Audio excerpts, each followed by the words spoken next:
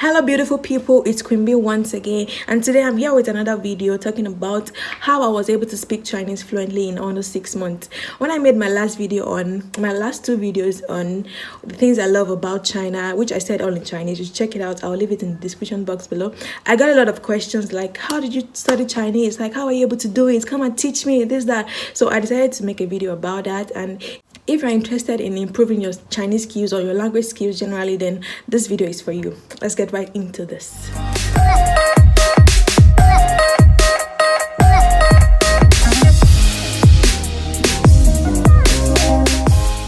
So in my previous video, I said I'll be giving out a shout out to my subscribers, and today's shout out goes out to Fiery. If you're wondering how you can be a partaker of this, all you have to do is to take a screenshot of the video you're watching right now and upload it on your Instagram story, and make sure you tag me. So the first person who does this will be my next shout out. Before I proceed, I would like to make a disclaimer. If you are thinking like I would just say it's very simple, just one or two things and then you are done, I'm sorry, this video is not for you. But if you're somebody who believes in working and getting results, then this is for you. So the first thing that I want to say about this is you have to be interested. Interest is key. That's why people say go for things you're passionate about, do things you love to do things you're passionate about, stuff like that. So I love languages. I'm in love with languages. Like when I came to China, I felt I didn't really know I love languages. But when I was in high school, I was studying French, so I had to leave further maths for French because I love French. I love maths, but I love French more. And like without the interest, you can't go anywhere, because it's the interest and the passion that's going to keep you going on days where you don't actually feel like studying. But if you're interested in it, then you know this is something I really want, then nobody's going to tell you to go and pick your book and study, or to go and find a way to make it work. So that was the first thing for me. Then the next thing I would say is I had people who would support me, because when I first came to China, like the rule in China in my school, but most schools, but not every school, like you have to study Chinese for 1 year, then before you are able to start your medical courses. So it was the same thing for my school. And like many people were like, oh, don't let me study Chinese. When it gets to the medical year, I will study. But my mindset was quite different from that. But I wouldn't really say that was what made me to study hard. I would like to give credit to two of my seniors who really pushed me, because I'm this kind of person. If I'm not pushed, I work better under pressure. If I'm not pushed, then I might not do what I'm supposed to do.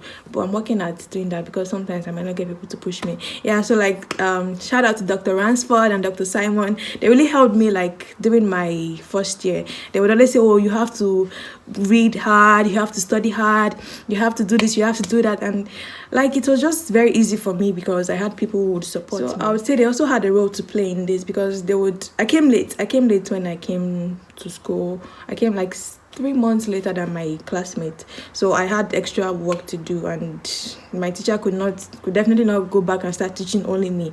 So they took it upon themselves to teach me. I had classes, they would give me assignments, they would tell me what to study, and then I was just doing whatever they told me to do. Not really because I loved it at that point, but because they were helping me out. So as time went on, I discovered that I was doing it better and better and better, and I started getting interest in it. And in class, I would listen, I would pay attention. So it was easy for me. And because, like I said earlier, if you have the interest, it's easier. Then anytime I see a Chinese person, I would always interact with them. Like I practice my Chinese with almost everybody. If you're a cleaner, you are the doorkeeper, you are the shopkeeper, I just keep talking and keep practicing my Chinese. So like if you don't talk, if you don't speak it, there's no how we are going to know it. It's not possible. So I see some people, they just learn it in class, and after class, that's all. You're not going to learn it that way. For if you're not in China and maybe you're not being taught in class and you don't have people around you that you can speak the native language, that's a different situation. But if you are in China and you have the environment, the best place to learn a language is where the natives are, like where they are speaking. So practicing was one thing that really helped me in my Chinese, and not just speaking. Like there are different parts to Chinese language. There's reading, there's writing, there's listening, there's speaking. So you have to make sure you are vast in the 4 areas. So for my listening, there's this exam we write. HSK means Han Yu Shui Kao Shin, like Chinese level examination. So like in my school, you have to pass level 3 before you go to medical year, and then you have to pass level 4 before you graduate.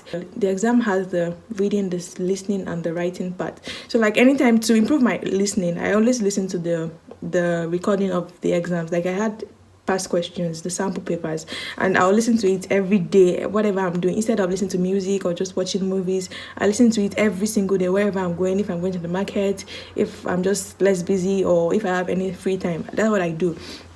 And for the writing, every day, like I practice a certain number of words. I can't remember the number of words I was practicing, but let's say 20 words a day. I keep writing the characters because Chinese characters are not easy to write. So I keep writing the characters, and I'll show you the book where I used to practice, so you guys can know that it did not come in one day. It's not a piece of cake. You have to really work hard for it if you want to be good at it. And I think whatever you actually spend more time doing, you actually become good at. So what if you want to do something, if you want to be good at something, just spend more time doing that. Keep researching about that, keep trying to know more about it, and definitely it's not going to fail. So that was what I did for my listening part and the writing part. Then the reading part, like I practice that mostly in class. Whenever the teacher is teaching us, we have our reading book, and I just keep reading Chinese characters, and everywhere I go I read Chinese characters. Any Chinese character I see, my eyes just glues to it and start reading it. So that way I'm able to test how much knowledge I have, how much characters I'm able to read,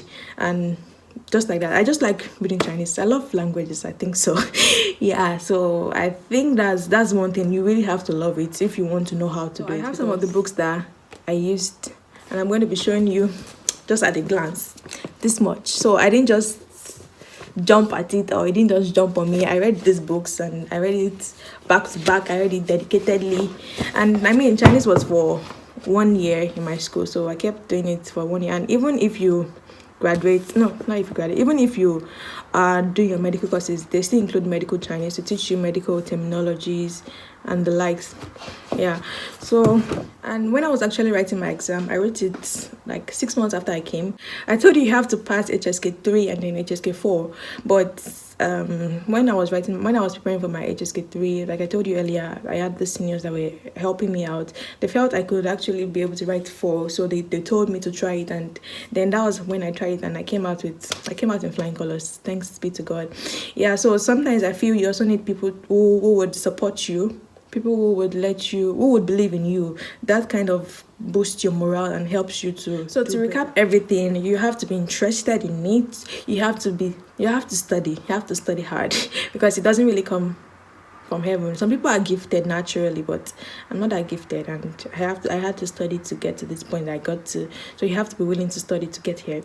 Then you also have to practice. If you have the chance to practice with people, like if you're in China, that's just so great. Or if you're in a country where you have Chinese people that you can actually practice with, then that's fantastic. And I will not forget to mention the fact that I didn't do it on my own. That without God, I would not have gotten the scores I got. I wouldn't have gotten how far I've gotten, because for me to come late and still be able to catch up, definitely that's not by my power. So I was sure to include God in all these processes, because without him I can do nothing. Yeah, so with that, we've come to the end of this video, and if you watched up to this point and you've not yet subscribed, I'm sure you want to do that right now. Don't be shy, nobody's looking at you. Just hit that button, hit it. I'm waiting. Thank you. Yeah, don't forget to like, to share, to comment, and to subscribe. Like I said, see you in the next one. Bye bye. Just keep talking, keep saying it, I just keep talking and keep practicing my Chinese.